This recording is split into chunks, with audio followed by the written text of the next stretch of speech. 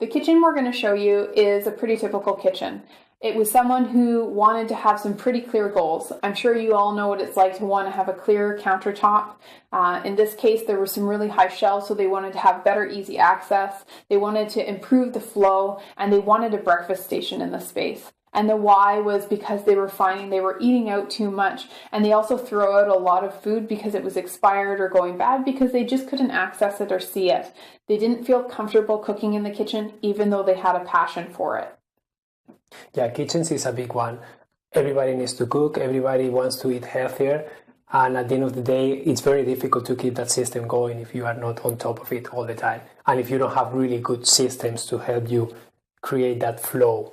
So in this case, having that breakfast station was really important for him because breakfast is one of his main meals of the day. And then he was finding himself that the toaster was here, the coffee was there, the coffee maker was there. So he was just transitioning like 3 or 4 or 5 times just to make a simple cup of coffee and a toast.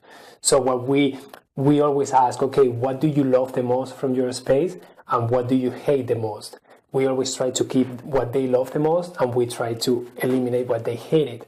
And one of the things that they hated the most is like, I don't have a flow.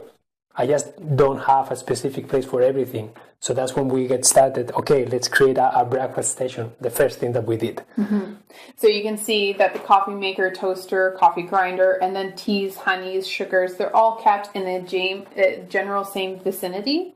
And then we added things to the shelf because there was kind of awkward shapes. We added a couple dividers and kept canned goods with canned goods. We kept pastas and dry goods together. We did other condiments. They really like soda, so all the sodas are together. We made it a little bit more difficult to access those treats. We put those right onto the top, but we used bins to use for spices and things that have a handle so that when you reach up, you're able to just pull as opposed to just having a plain bin.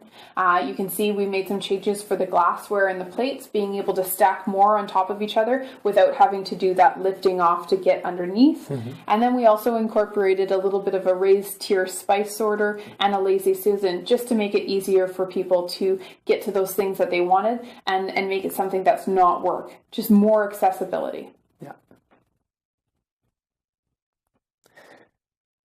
And then the last example that we are sharing with you is a garage. A lot of people have a garage and they cannot park the car inside. And when that happens and winter comes, people get very frustrated. And if you have a newborn baby, that's more frustrating. And if you play hockey every day and you want a bike and you don't have access to those things on a daily basis, frustrations get to the top. So in this case, the goals from this client were, I want to park the car in the garage, I want to have easy access to the bikes, I want to have a system to hang my hockey equipment when I can because it needs to dry because it's wet. I want to create a garbage station and I don't want to go into the garage to throw it. I want to be able to open the door and have access to the recycling and the garbage right there. I need to access my tools because when I need to fix something, I want to find them.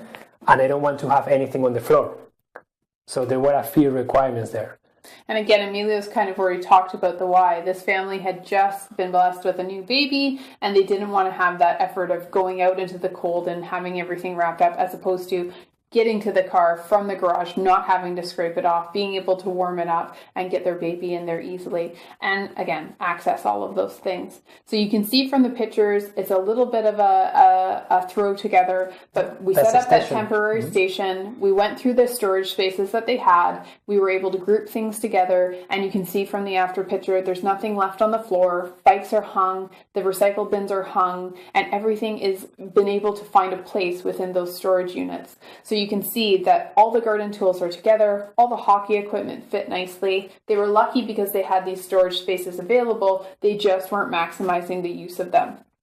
Yeah, the wall space is really important to use in garages. It's the only way for us to organize things away from the floor and be able to have that space to fit the car inside. In this case, you can see the bicycles and the ladders hanging there. We just use multi-purpose hooks that we bought at the hardware store. They are like $2 or $3 each and they are on different shapes. So they are really handy, very inexpensive, and you can place them whenever it's convenient for you.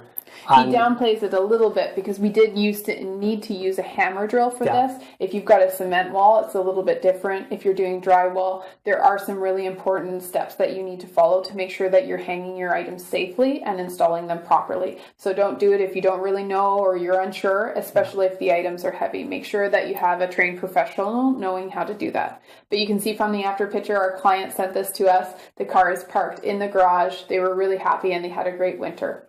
Yeah.